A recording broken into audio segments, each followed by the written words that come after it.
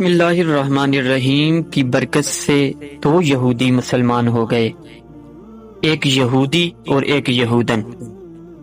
واقعہ اس طرح ہے کہ ایک یہودی ایک یہودن پر عاشق ہو گیا، اس کے عشق میں بے قرار رہنے لگا۔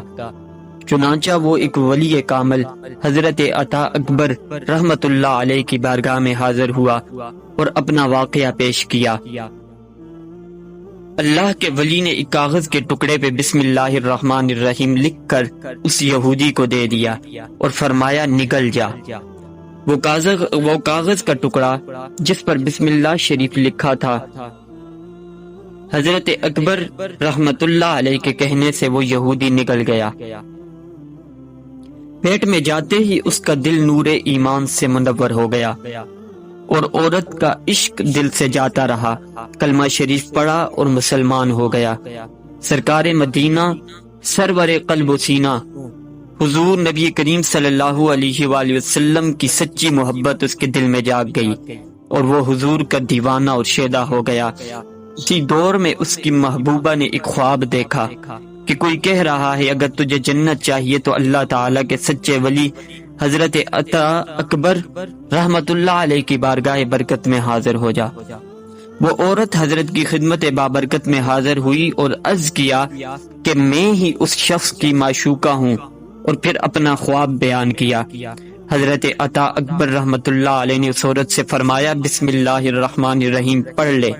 اس عورت نے پڑھا، پڑھتے ہی اس کا دل بھی روشن ہو گیا، پھر کلمہ شریف پڑھا اور مسلمان ہو گئی۔ ولی کامل کی بارگاہ رحمت سے دونوں جہاں کی نعمت اپنے دامت میں سمیٹے گھر پہنچی۔ رات سوئی تو قسمت چمک اٹھی، باب رحمت کھل چکا تھا۔ پھر کیا تھا، خواب میں دیکھا کہ جنت کی سیر کر رہی ہے، جنت کے باغوں میں گھوم رہی ہے۔ جنت کے مکانوں کو دیکھا جس پر بسم اللہ الرحمن الرحیم لکھا ہوا تھا۔ پکارنے والا آواز دے رہا ہے، اے بسم اللہ پڑھنے والی خوش نصیب عورت، اللہ تعالیٰ نے تجھے جو کچھ دیا وہ تو نے دیکھ لیا۔